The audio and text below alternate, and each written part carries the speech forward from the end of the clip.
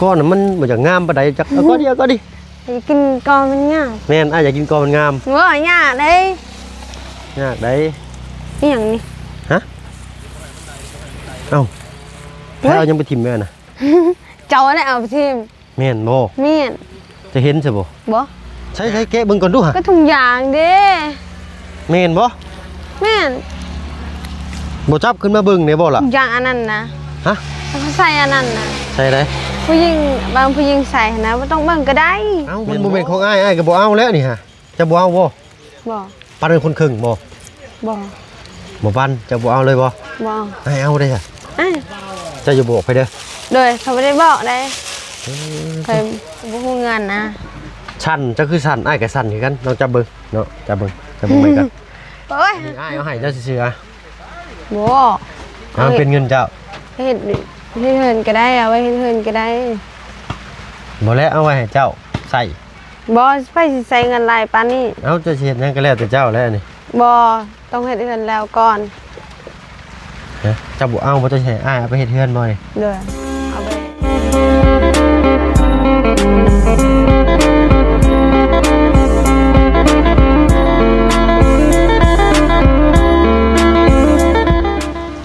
พี่น้อยเนาะ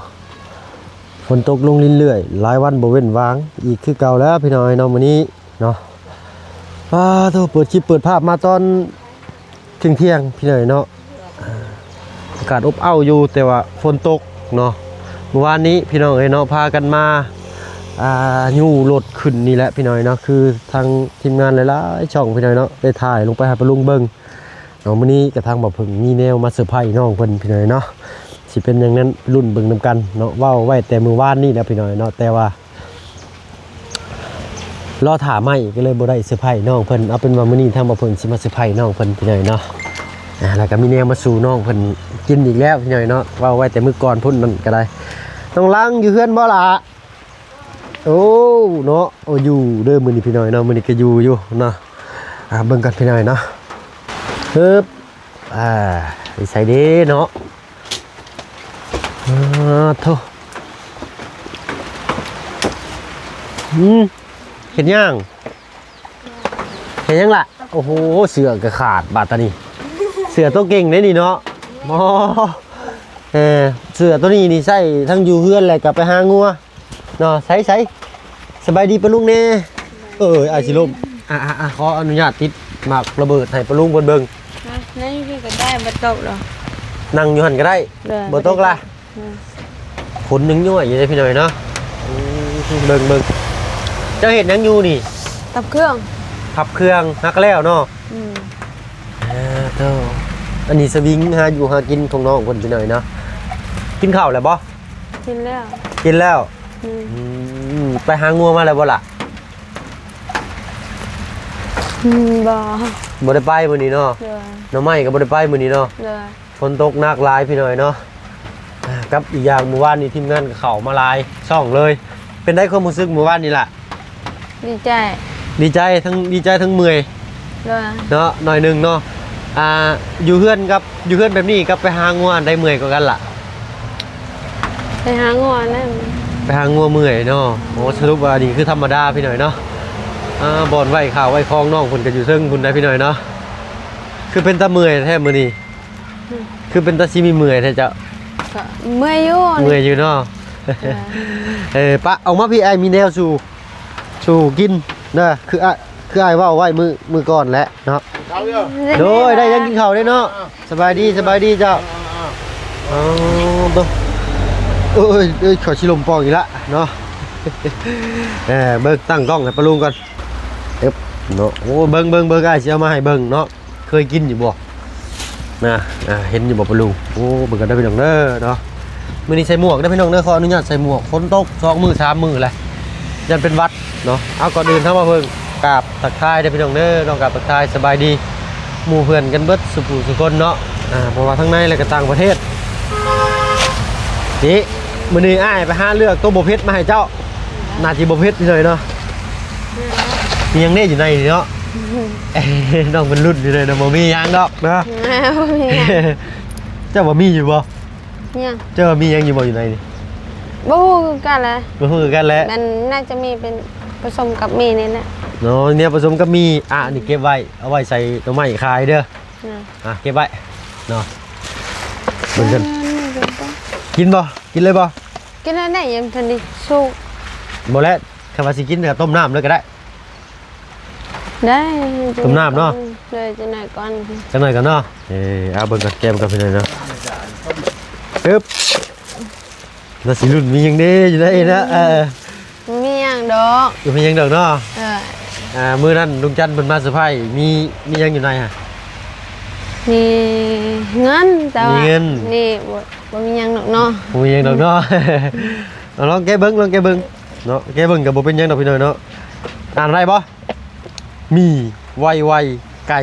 เผ็ดอีกแล้วบ่ เสร็จอีกแล้ว รสชาติชิคเก้นนี่คือไก่โอ้ข่อยว่าบ่เผ็ดเนี่ยนะนี่เนาะเห็นเป็นชีสเด้อน่าสิบ่เผ็ดดอกพี่น้อยเนาะเป็นหมี่แห้งก็บ่จักแกะเบิ่งบ่เนาะเผ็ดอยู่เลยเฮาก็บ่ใส่เบิดเฮาก็เนาะบัดนี้เนาะ เลยมันนึกได้บ่ก็ได้ บ่มีหยังบัดนี้ อ้ายว่าย่อเขาบอกแล้วบ่มี เอ้ยเนาะบ่มีพี่น้อยเนาะบัดนี้เนาะโอ้ยเอาเก็บได้บาทนี่เนาะ เอาไปอยู่นี่ก็ได้จังไหนก่อน จังได๋จะกินเนาะ เลย จังได๋น้องเพิ่นก็หิวข้าวก็กินเนี่ยเนาะแกเบิ่งซื่อยันน้องเพิ่นคาใจว่ามีหยังหั่นนะพี่น้อยเนาะ โว้ยโห เบิ่งอยู่ติว่ามีอยู่จักเนาะ บ่มี พี่น้อยเนาะกะจักสิว่าเท่าใดเนาะบ่ได้ไปไหลงัวซะมื้อนี้ตอนแรกอ้ายมาจอดรถอยู่หั่นกับลุงว่าโอ้ยน้องเพิ่นอยู่เฮือนอยู่บ่เด้พี่น้อยเนาะคิดอำลำอยู่เนาะ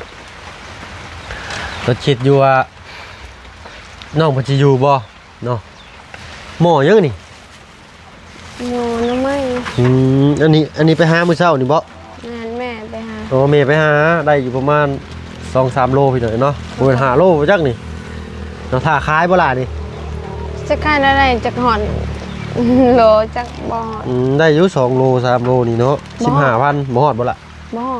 ด ซิ่งกันอยู่ในเฮือนเจ้าเลยเนาะ อืม เอาหมู่บ้านนี่ก็ทีมงานเขามาลายอันนี้เก็บไว้ก่อนเนาะ มันจะอยู่วันนี้ก็ได้ มาทางง่ายนี่มีแนวมาสู่กินเจ้ามียังสู่อ้ายกินอยู่บ่ จะ บ่อยากเข้าบ่อยากน้ำ ต้มน้ำไม้เลย ต้มน้ำไม้ก็บ่อยาก แกงน้ำไม้ โอ้แกงหน่อไม้บ่มื้อนี้ เด้อ เจ้าแกงเป็นบ่ แกงแล้ว แกงแล้ว อืม อ้ายบ่อยากแกงหน่อไม้อ้ายอยากกินแบบส้มๆมานะตำเมี่ยงบ่สิได้เคยตำบ่เมี่ยงหัวสิไข่มันก็ทินลายซ้ำพู กินกินเมี่ยง แม่นตำเป็นบ่ตำหัวสิไข่ บ่เป็น บ่เป็นลองบ่อ้ายสิลองตำให้กิน ก็บ่เลย ตำใส่บักพริกเกลือ มันก็เช่นข้าวได้ แม่นบ่ เขาให้ เขาให้บ่ ก็ไปครอบล่องไว้ก็สิขึ้นได้บ่ ไม่เด้แม่นเอาปึ๊ดเด้อไม่ยาวแม่นเอาเจ้าบ่เคยกินบ่ตำหัวสิไข่เคยบ่ เคยอยู่แต่ก่อนแต่ตอนนี้ งงมาอยาก เค เลย ย พี่น้อง แล้ นะ ว อยากได้ค่อยได้กินบ่อยสิลองตำไปกินเห็นบ่ แน่ อ้ายตำแซ่บได้ยันติดใจอยู่ยันอ้ายตำไม่ค่อยกินอย่างนี้นั่นแหละนะเอาไว้ก่อนพี่หน่อยเนาะเจ้าเราจะไปเก็บอันว่ามีภายในเขามาหาเจ้าหลับมันนี่ มีทำพันแล้วแต่จำชื่อบ่ได้ มีบาบุญบ่ บุญ หรือว่า ป้า อันบาบุญมันปลาอะไรกะเบาไล่บาตูน จะเขาเรียกว่าบ่น้อยน่ะ โอ้ เขาบ่ได้เรียกบ่ เบาน้อยอาจารย์ลาววะอาจารย์ลาวแท้ๆพี่หน่อยเนาะ อัน บ่ กับ เป็น ตัวเตี้ยๆนั้นจะซื้อได้ ตัวเตี้ยๆเนาะน้องเพิ่นเป็นคนเว้าตรงๆเด้อพี่น้องเด้อ ตัวเตี้ย แล้วก็ถือของน้องเพิ่นพี่เด้อตัวเตี้ยๆจะคน หนึ่ง หนึ่งคนเนาะเอาน่าจะเป็นเบาตูนกับเบาไล่อ้วนๆบ่ เลย อืม อ้วน แต่ว่าเขามักยิ้มได้ อ๋อเบาตูนเนาะ แม่นประมาณนั้นนะ เบาตูนเนาะ แม่น เอาอันนี้ก็เก็บไว้กิน ลุงนวด โดยลุงหนวดพร้อมไปหน่อยเนาะ มันปลาแต่เศร้าเลย ทั้งง่ายแชทมาหามื้อเช้านี่เห็นบ่ บ่ หืม บ่ไอ้ก็ไปได้เห็นนะ จะบ่ได้เปิดเน็ต เด้อ บ่มีเน็ตบ่ เสร็จเอาเปิดเน็ตเวลาลงรถหมดแล้วถ่ายคลิปนะแล้วก็เลยเปิดเน็ตในบัดนี้เขาถ่ายคลิปแล้วครั้งที่2อีกเขาก็เลยปิดเน็ตก็ไว้นั่นนะโทรศัพท์บ่ได้เล่น ใช่ไปเอามาให้อ้ายเบิ่งเนี่ยเนาะเดี๋ยวอันมีทางผู้ใหญ่เพิ่นเนาะอยากให้หับเฟซเนาะหมู่บ้านนี่น้องเพิ่นยุ่งหลายพี่หน่อยเนาะทำบ่ฮู้แล้วบ่มีเวลาบอกน้องเพิ่นเดี๋ยวน้องเพิ่นเมื่อยเนาะ บอกนมเธอก็ได้แก แล้วกูเจ็บขาแท้นี่กับถอยอีกก่อนพี่หน่อยนะจะเห็นบ่เบิ่งหรือบ่ฮึบเอ้ามึงกันเด้อเนาะเดี๋ยวอ้ายสิให้เบิ่งเด้อ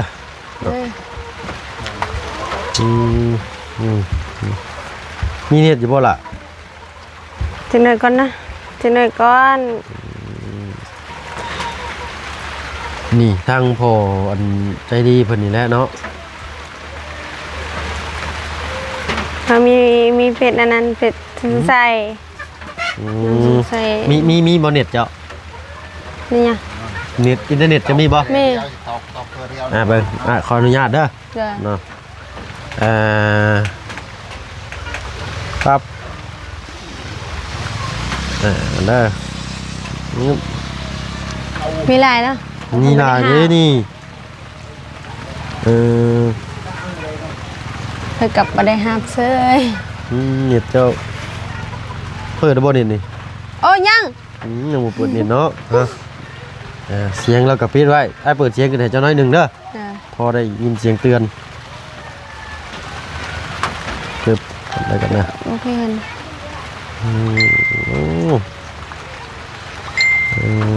สนุก คนถามนะ คนน้อยเป็นเพื่อนร้ายดีเนาะ ไปบ่ได้ตอบเสร็จเพิ่น เนยไม่ได้ตอบน้องหลานเนาะจักกันน้องคนกับจักความสิตอบแนวใดแล้วพี่เลยเนาะกันได้กันเด้อเนาะรับขาดแอดให้น้องคนกัน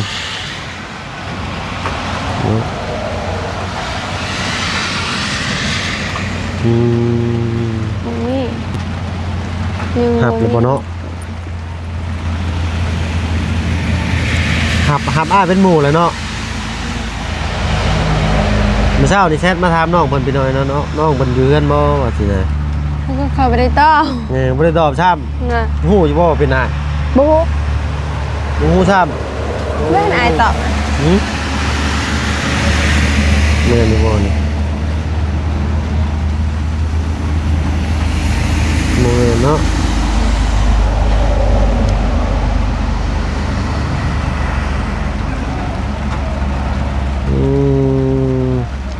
เขาบอกอาจจะไม่ได้คอก็ได้ หนึ่งเด้อได้แอดมาแล้วเนาะนี่เลยนี่ขอความนี่นี่ได้อ้ายแล้วนี่ ไม่ได้เปิดแน่ตอนนั้นฟัง เราเปิดฟังมึงแล้ว เขาบอกว่าต้องฟังกันได้เชีย ตักให้น้องล้างให้เพิ่งเด้อเนาะ โจ้วันได้ตาเพิ่น ซานอยู่บ่ล่ะต้องคนลิ้นไปเลี้ยงวัวอยู่บ่จ้ะเนาะอันนี้คืออ้ายได้เด้อ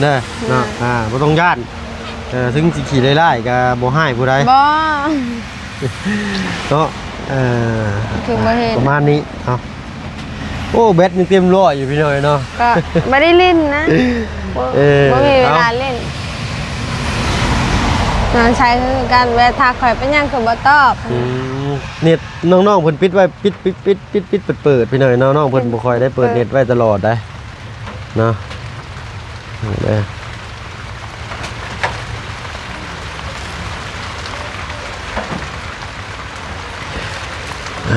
แต่ว่าเนาะเจ้าต้องรับผิดชอบได้บาดนี่ คุณชอบยัง น่าจะกินตำเมียงได้บ่ ง่าย ไปเก็บโบจิไคเนาะ ฮะ ไปเก็บโบจิไคมาตำเนาะ ก็ต้องขอบ้านทุ่งยองเลย นี่เด้โบจิไคจะนี่นะ ไม่ใช่ไงอ่ะ โบจิไคนี่เด้นี่ เฮ้ยอยากกินนั่นนี่วะ แม่น เราไม่เคยกินเด้ อาสิลองเฮ็ดกิน กินกับมักอันนั้นน่ะ ได้บ่ ได้ ไปอาสิพาไปเก็บ เจ้าแล้วพาไอ้เก็บอึ๊บต่อปวดขา คือปิดเน็ต กินเดินได้อีก ปิดเน็ตอีก น้อง เพราะว่า คอยเปิดไว้ตลอดได้พี่น้อยเนาะ ข่อยบุญ แล้วน้อง มี มัน ลาบ สิเปิดใช่เวลาจำเป็นพี่น้อยเอา มันจะ คุ้ เป็น มเลย เหรอ ฮะ เพราะพี่มัน ไปเอาเบิ่งให้น้องเพิ่นเก็บโอจิไข่ให้ก่อนเอาก้อนนี่แหละเนาะมัน ก้อนนี้ แม่ ก้อนนี้ มัน มัน จะ หา ใกล้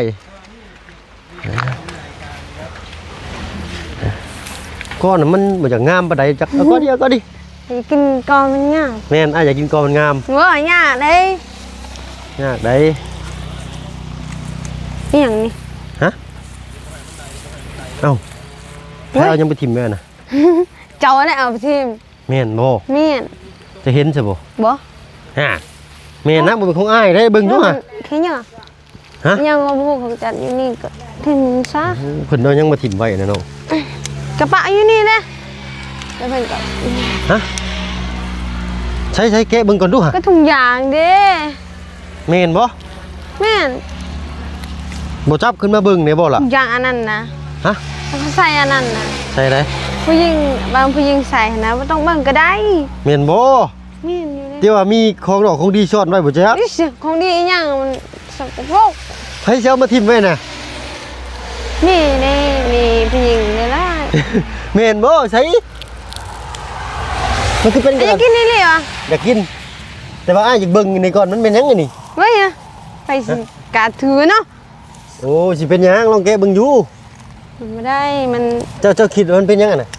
เป็นอันนั้นนะ เป็นอันนั้นนะน้องหมูจะว่าพี่หน่อยเนาะใช้แมนโมดหามันคือเป้ได้จ้ะน่ะ เบิ่งอันนั้นแล้ว แมนโม เป็นอันนั้นอีหลี่ ฮะ คือเปิดนะไม่ต้องเปิดก็ได้ น้องเพิ่นมาเป็นน่ะนะมันโมเมนต์หลายจะเบิ่งดีๆดูน่ะ แม่ เจี๊ย กับกูกันนั่นแหละอันนั้นอีหลี่เว้ยอันนี้นะ เอา ก็ไปทิมซะ มันไปทิมบ่ จะไปเปิดเบิ่งนี่ ว่า เนี่ บุ ย กล้าทิมได้ ว้ยเอามาได้แล้วนี่ ฮะ เอาทิมได้ ผู้อายบุกล้าจับแล้วทิมไว้จ้ะ ก็เทว่าทิม เบิ่งก่อนไม่ยังอ่ะน่ะ ก็บ่อยาก เฮ้ยเบิ่งก่อนดู มันมีอัน เฮ้ย นั้น จะเอามาทิมไว้นี่เนี่ย มีโยแบบว่าเอามาเล่นบ้านเฮากับเขาแบบถอด คนบ้านเจ้าบ่เอามาทิมมานี่ บ่แบบว่าเขาหมู่เฮามาเล่นแบบว่าอยากจะถอดกับปะอยู่นี่เซย โอ้ยจะเบิ่งคักดูมันบ่แม่นได้ดิ หาก็จะตัวได้ แม่นลองเกิดดู คือเป็นเหมือนอันนั้นแท้วะ เป็นเหมือนอันนั้นแท้ อหย่างนี้โอ้ยอันนี้เนาะเกิดแบบนี้ใช่นะมีอะไรอ่ะ มีหยัง มีเงินก็ไอเฮ็ดแบบนี้บ่ได้แล้ว ฮะแม่นบ่เงิน แม่ บ่เป็นของอ้ายได้นี่ เป็นของอ้ายก็ปาไปอยู่นี่แหละ อ้าว ต้องเอาก็ได้ บ่เป็นของเจ้าบ่ เป็นของข่อย บ่เอาบ่จ้ะเอาบ่นี่ บ่แกไอ้ปาอยู่นี่ก็ปาแหละจะเป็นอิหยัง เอามันบ่เป็นของอ้ายอ้ายก็บ่เอาแล้วนี่ฮะจะบ่เอาบ่ บ่ ปันเป็นคนครึ่งบ่ บ่ บ่ปันจะบ่เอาเลยบ่ บ่ อ้ายเอาได้จ้ะ อ้าย เจ้าอย่าบอกไปเด้อ โดยเขาไม่ได้บอกได้เคยเขาบอกใส่ใครใครก็ไม่ได้เคยบอกไผ่ ฮะ เวลาเขาบอกใส่ใครแล้วเขาบอกน้ำโมแล้วว่านั่นนั่นนี่เขาบอกเคยบอกอะไร บ่เคยบอกใครเลย โดยถ้าไอ้อยากได้เขาจะไม่ได้บอกเขาคิดบ้างเลย โอ้อ้ายก็บ่กล้าเอาผู้เดียวแล้วสิปันกัน โอ้ยปัน คนครึ่ง กินก็ได้อยากได้ดินี่ไอ้เลยก็ได้ บ่แล้วโนเฮ้ยสิดิ้มเด้อจ้ะพี่น้อยเนาะน้องเพิ่นบ่เอาเบิ่งนับเบิ่งอยู่ห่ะนับ เอา เป็น เห อ มื ยู่ อน บ่ อันนั้นอีหลีอันนี้ ฮะ เขาเหมือนอันนั้น มันคือบ่โอ้กระดาษ คือ ทิชชู่ อยู่ใน ซื้อนี่ฮะ กระดาษทิชชู่ แม่นเนาะ แต่ว่ามันเหมือนอันนั้นไหนขา แล้วเลยบ่กล้าเปิดพี่น้อยเนาะ อุ้ยเชื่อ นับเบิ่งเอาคนละอันนะ อุ้ย นับซื่อๆก็ได้ ก็ห้องเงินบ่เป็นนำเงินบ่เป็น เอ้ามื้อน่ะจะยังนับอยู่ นับอยู่แต่ว่านับก็บ่ฮู้ เอาน้องนับเบิ่งไอ้สิบอก บอกได้ เดี๋ยวนับตามไม้เด้อไอ้สิพานับเด้อ อ่าบอกได้ นี่ อืม นับ1 2 3นี่แหละ สาก็บ่เคยไปเฮ็ดแบบนี้ เอาลองเบิ่งอ่ะ ซ้ำแล้วว่ะ แม่น 4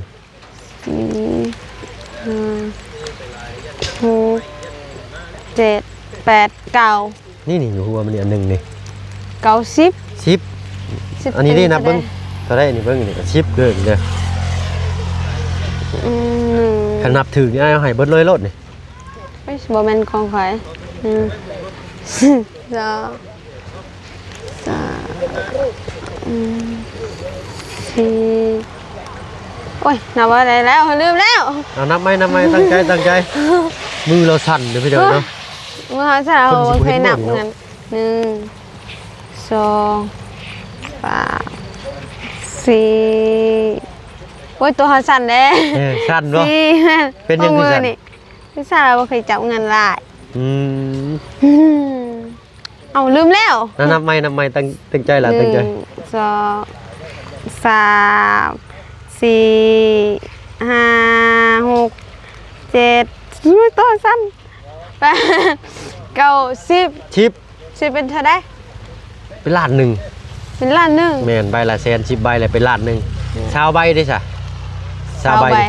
สบายยัง ชาวใบแสนนี่เป็นอะไร2 ล้านเนี่ยชิปใบน่ะล้านหนึ่งขันใบแสนเด้อ เล่นมาแล้ว ถูกเอาไอ้บ่เอาหรอกเอ้า กับป้าอยู่นี่แล้วเนาะ ข้าเจ้าก็เอาแล้ว พุ่นมาแล้วคนมาเอาเงิน โอ้ยพี่น้อยเนาะน้องเพิ่นสั่นเป็นยังคือสั่น สั่นแล้ว ไอ้ก็สั่น เคยจะ เอาถือเอาก่อนไอ้ถือกล้องเด้อจะถือเอานี่เด้อ ที่ยัง ไปขึ้นถึงเฮือนไปมันเปียกฝนมาแล้วนี่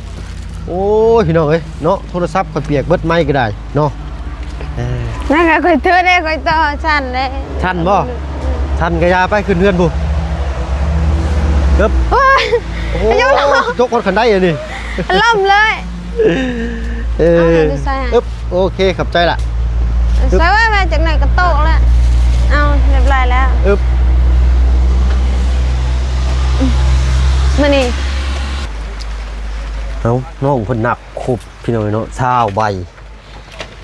สบายกับแมนสลานไม่เห็นเนาะ สลาน เร็ว เอ้ย บุหูเงินนะ ชันจะคือชันไอ้ายกับชันคือกันน้องจับเบิ้งเนาะจับเบิ้งไปกัน โอ้ย เอ้ย เอาไว้ เนี่ย เคยจับเงินลายจริงๆอยู่บ่มีทางไผเอามาให้ทางลุง ลุงนวด เลย ลายได้ลุงนวดได้ โน่เนาะเพิ่นสมทบบ้าน อืม เพิ่นสมทบบ้านอันนี้อ้ายเอาให้เจ้าซื่อๆอ่ะ โบ เอาเป็นเงินเจ้า เฮ็ดให้เฮินก็ได้เอาไว้ให้เฮินก็ได้ บ่แล้วเอาไว้ให้เจ้าใส่ บอไปสิใส่เงินลายปานนี้ เอาเจะเฮ็ดหยังก็แล้วแต่เจ้าแล้วนี่ บอต้องเฮ็ดเฮินแล้วก่อน นะเจ้าบ่เอาบ่จะให้อ้ายเอาไปเฮ็ดเฮือนบ่นี่ เด้อเอาไปให้บ่จันก็ได้ เพราะว่าสมทบให้เฮือนนะ เอาไว้ชื่อเจ้าของก็ละเจ้ามีใช้อีกบ่จังได๋นี่ ก็บ่มีปานใดแต่ว่าอ้ายแล้วก็ แม่น่ะมันก็ยังมีลายอยู่ ก็เงินทีมงานมอบให้ยังมีรายอยู่เนาะ ยังมีอยู่พอกินน่ะแต่ตอนนี้เฮาอยากแบบว่าอยากเฮ็ดเฮือนแล้วแบบนี้นะถ้าอ้ายมอบแบบนี้มันก็บ่ดี บ่ดี เลยอยากให้แบบว่าเฮือนก็ให้มันแล้วก่อนบ่มีก็ได้เงินต่างหากนั่นน่ะอยากได้เฮือน ตอนนี้ค่าสร้างก็ยังบ่พอไปหน่อยเนาะ เด้อ บ่เอานี่บ่นี่เก็บไว้ใช้อยู่จังได๋ เด้อบ่ เอา นั่นเพราะว่าสำหรับใครแล้วนี่อยากที่สุดเลยก็คืออยากได้เฮือนอยากเห็นเฮือนแล้วนี่ เว้ามาน้ำตาแล้วก็คอพี่น้อยเนาะอ้ายก็คอยไปนำมานี่เนาะดีใจบ่ดูนั่น อืมดีใจแล้ว บอกความรู้สึกตอนนี้ให้ป้าลุงเพิ่นฟังอยู่เนาะถ้าว่าน้องอยากเอาไว้อ้ายก็สิเก็บไว้ซื้ออุปกรณ์ให้เจ้าก็ได้ความสุขข่อยก็เหมือนที่ไอ้บอกนั่นแหละอยากให้ไอ้เก็บเอาให้นะซื้อสมกรอีหยังกับแบบว่าก็พอกับซื้อแบบนี้นะบอกก็บอกอยู่แต่ว่าให้น้องว่ายาก ก็เอา เลย เคยแบบว่าอยู่ในครอบครัวนี้เคยได้เงินหลายเท่าไหร่หลายชุดแบบว่าหาน้ำไม้น้ำมันขายข้าวขายของนั่นสินั่นแหละ ได้เหรอ หน่อย 700,000 700,000นี่คือสุดๆแล้ว แม่ จะได้มา เลยก็ประมาณเงินพ่อแม่เงินอายก็พูดกันน่ะอายต้องซื้อรถนำเนาะแบบว่าอายก็เงินเดือนเพิ่นก็หลายอยู่แต่ว่าเขาลงทุนซื้อรถนำ เพิ่นก็มีครอบครัวเพิ่น แล้ว เนาะ ใส่หนี้อายประมาณ2 ล้าน เพราะว่ารับไปซื้อรถ โอ้ย เนาะเอาจังได๋ก็ให้เจ้ารับเงินนี้ไว้ก่อนเด้อล่ะเด้อน้องอยากไว้สมทบเป็นเพื่อนก็อ้ายก็สิรับไว้รับของเพิ่นไว้ก่อนขอมุกขอบใจเพิ่นก่อนเนาะได้ก็สิเก็บไว้ให้เจ้าคือเก่าหั่นแหละซะเอาทำไปก่อนเนาะนมมือก่อนเนาะตั้งใจเด้อเนาะเบิ่งไอ้สิบอกอีกบาทนึงเด้อเอาเวลาอันเบิ่งขออนุญาตเวลาอันทีมงานหรือว่าผู้ใหญ่มอบเงินให้ก่อนที่ได้ก่อนจึงเอาขอบใจนี่ก็ขอบใจเด้อแล้วก็จึงจับเอาลองเบิ่งลองไว้ขอบใจเด้อเนาะหมดแล้วแต่อ้ายก็สิมันบ่แม่นเงินอ้ายเด้อเนาะเป็นเงินของพี่ไปทิพย์เนาะอยู่สมุทรปราการจากประเทศไทยพี่หน่อยเนาะอยากให้น้องเพิ่นเนาะแต่น้องเพิ่นสิให้ทางบ่เพิ่นเก็บไว้สมทบเฮ็ดเทือนก่อนมาละยังเห็นแล้วมันเห็นคนอื่นเลยแล้วทางอ้ายก็สิตามมาเพิ่นใหม่อีกนึงเนาะแต่อ้ายก็สิบ่ปฏิเสธน้ำใจน้องเพิ่นเนาะก็สิเก็บไว้เพราะว่าตอนนี้ค่าสร้างน้ำลุงจันก็ยังบ่พอพี่น้องมีแต่ค่าไม้ค่าเสาค่าอุปกรณ์เนาะแล้วก็ยังมีแผ่นหลังคาแผ่นรูดซิ่งแล้วก็ไม้เสื้อล่าแล้วก็ประตูแล้วก็ใบประตูแล้วก็วงกบเนาะโอ้หลายเลยเนาะลูกตอกลูกติงหลักๆเลยก็คือหลังคา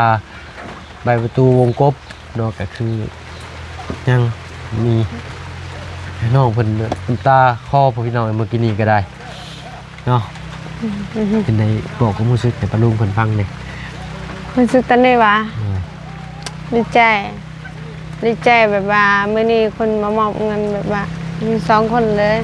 2 คนแล้วเนาะก็เลยแบบรู้สึกดีใจสั่นเลยย่องมือขึ้นมาด้วยล่ะ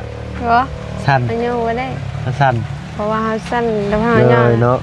เอามีแต่อาจีให้เจ้าฝากขอบคุณเนาะทางผู้ใหญ่เพิ่นเด้อตั้งมุกตั้งใจเด้อล่ะเด้อเนาะอาจีซ้อนเธอหนึ่งเด้อ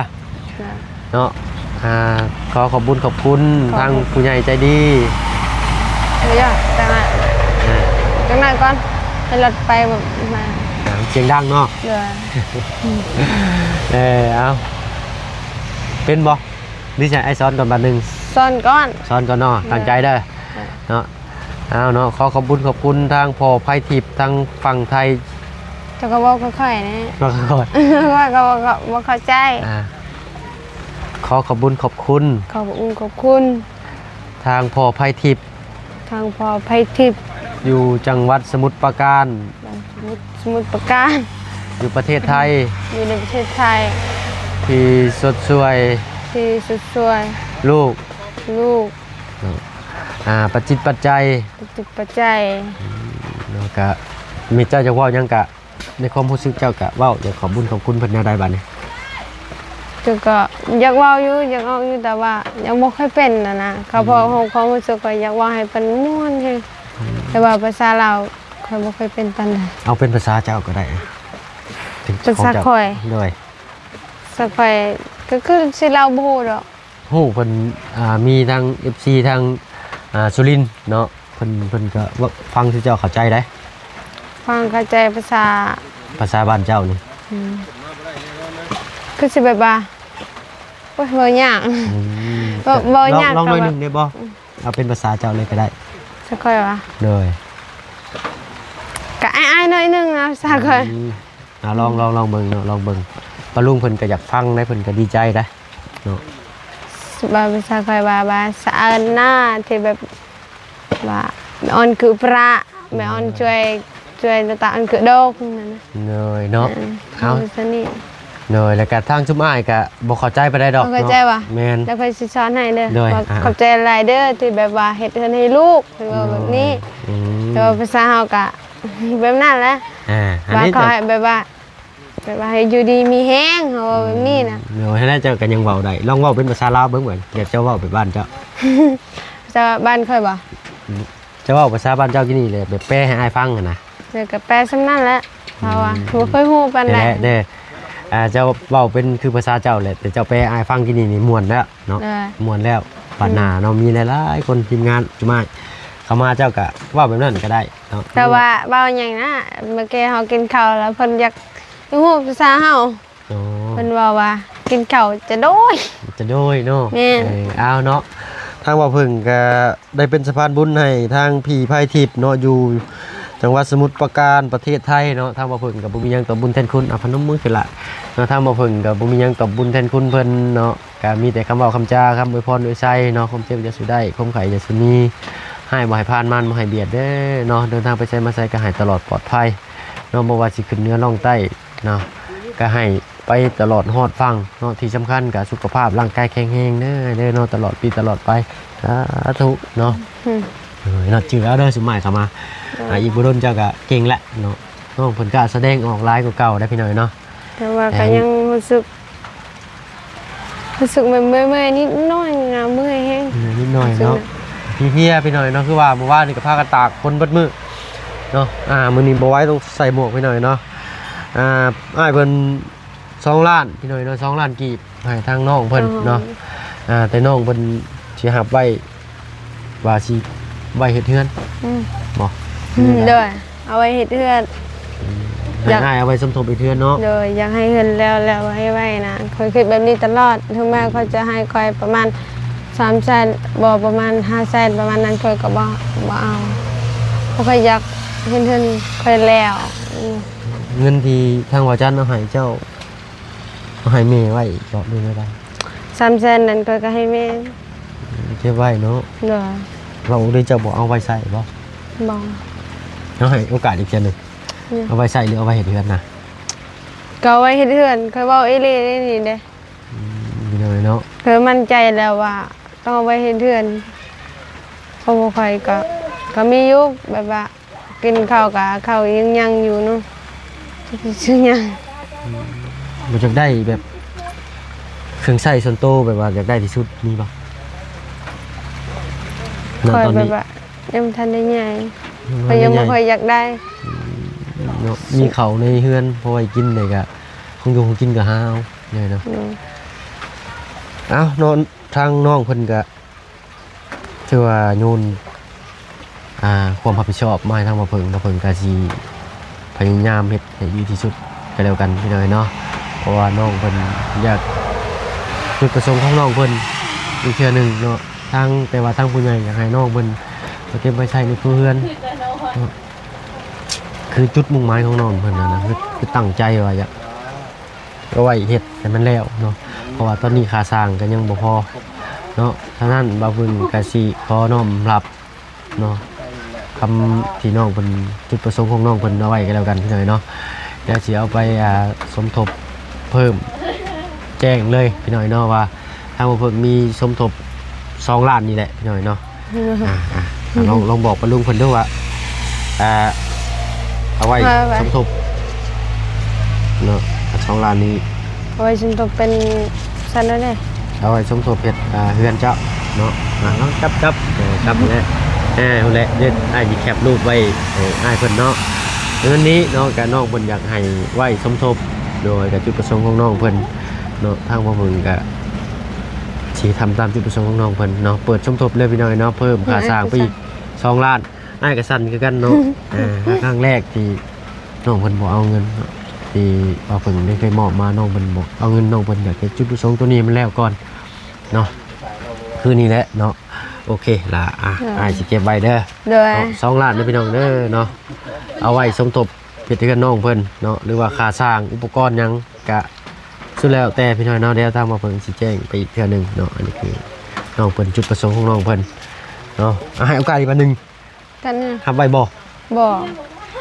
จะให้กันค่อยเลยเถื่อกับค่อยก็บ่ค่อยบ่แล้วบ่เพราะคำพูดค่อยนี่เป็นความจริงอยู่แล้วถ้าค่อยบ่เอาก็คือบ่เอาโอเคเนาะทางอ้ายก็สิเก็บไว้เปิดถ้าว่าปะลุง FC หรือว่าทีมงานมาถามก็อยู่ว่าน้ำไม้2 ล้านเด้อเนาะเอาทางมาเพิ่งก็ดีใจหลายพี่น้อยเนาะได้ยินสิ่งที่น้องเพิ่นมุ่งตั้งใจในสิ่งเดียวคือแบบมีจุดมุ่งหมายคือกับแววตาน้องเพิ่นเคยแบบว่ามีคนเว้าว่าตาเชื้อนี่เคยน้อยใจบ่เคยอยู่ตอนยังน้อยเนาะบัดนี้บ่ต้องน้อยใจล่ะคือน้อยอยู่เด้แต่แบบว่าเว้าบ่สึกใจก็เอาวิ่งหนีเด้วิ่งแน่วิ่งหนีวิ่งหนีคือแบบตาแบบเจ้านี่บ่มีใครมีแล้วเนาะ100ใน100พี่น้อยเนาะ จะลืมเด้อเนาะทางทีมงานมากะแจ้งเพิ่นนำว่าทางอ้ายมีอยู่2ล้านเด้อ เด้อ สมทบดีใจบ่ ดีใจแล้ว เฮ็ดเฮือนนี้สมทบเป็นเฮือนนี้ดีใจถ้าว่าห้ามไว้นี่ บ่ บ่ดีใจ เด้อ เอาพี่น้อยเนาะแจ้งสมทบเพิ่มอีก2ล้านเนาะเอาจังได๋ก็ขอขอบคุณเอาว่าตะมาเด้อเนาะจังได๋ขอขอบคุณทางพอไผทิพย์ทางฝั่งไทยเนาะจังหวัดสมุทรปราการเนาะให้เพิ่นอยู่เป็นสุขได้เด้อเนาะ เนี่ย ขอบใจเพิ่นอยู่ ขอบใจ ทาง แบบ พอไผทิพย์ ทางพอไปทิพย์แบบเนี้ย เนาะที่มอบเงินในจำนวนนี้ให้ลูก ที่มอบเงินจำนวนนี้ให้ลูก เนาะขอบคุณหลายๆให้อยู่ดีมีแห้ง ขอบคุณหลายๆขอให้อยู่ดีมีเฮง เนาะสาธุเอ้า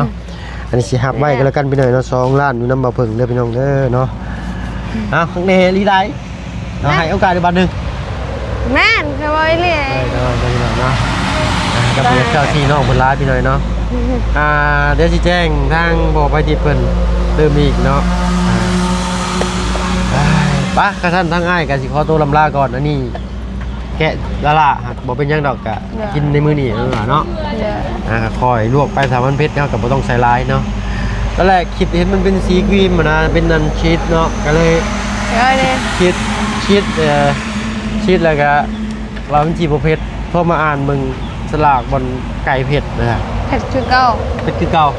แต่เฮาใส่ตัวพริกตัวนี้นี่น้อยลงนี่ก็ใส่นี่น้อยลงใส่นี่น้อยลงใส่น้ำน้อยลงก็คือสิบ่เผ็ดคือเมื่อวานนี้เมื่อก่อนเนาะ เมื่อก่อนก็เผ็ดค่อยให้บักทั้งกินก็กินบ่ได้ กินบ่ได้เนาะน้องเพิ่นว่าเผ็ดน้องมากินเผ็ดนั่นน่ะ มากินเผ็ดก็เผ็ดเฮานี่แหละเผ็ดจริงก็กินบ่ได้ โอเคพี่น้อยเนาะก็ทางมาเพิ่งในน้องล่างสิขอตัวลำลาก่อนเนาะฝากได้ฝากปะลุงเพิ่นฝากช่องงานนี่ลองมือ ว่าจะบ่ฮู้ชื่ออ้ายแล้ว เอ้าลืมแล้วพี่น้อยเนาะถ้าอ้ายมีชื่อว่าเบาเพิ่งเด้อเบาเพิ่งเคยหลานได้เนาะ ฝากติดตามซองเบาเพิ่งเด้อ ท่านก็ได้หลานเนาะ ก็ได้ ขอขอบใจเนาะที่ช่วยกดไลค์กดแชร์กดติดตามน้องลังพี่หน่อยเนาะเนาะทางทีมงานกับสีพักด้านน้องเป็นในทีมที่สุดพี่หน่อยเนาะไกลเข้ามาแล้วพี่หน่อยเนาะแจ้งเพิ่มอีกช่องลาด ไอ้อย่าลืมได้ไอ้แบบกินอันนั้นนะนี่ ทำเมียง เราต้องกินบ้านได้คือปีแล้ว เคยพิดแล้วโอเคเนาะเดี๋ยวช่วงบ่ายๆก็ได้เนาะคนมันซาเดี๋ยวทีมงานมากะเก็บปากกระถินอ่อนเด้อน้องเตรียมการไปถ่าก็ได้น้องเก็บปากกระถินอ่อนมาเดี๋ยวอ่านสิดำสุดจะกินอันนี้เก็บไว้ก่อนก็ได้แต่วันบ่พอเดี๋ยวไปเก็บอีกโอเคเนาะสบายดีจ้า สบายดี พ่อกันคลิปหน้าก็แล้วกันเนาะไปละพี่น้อยเนาะอยู่ดีมีแห้งเบิดจุกสุกคนเนาะอย่าให้เกียรติติดตามเลยครับชมช่อง YouTube บ่าวเพิ่งฝากกดไลค์กดแชร์หน่อยเด้อเนาะสบายดีจ้า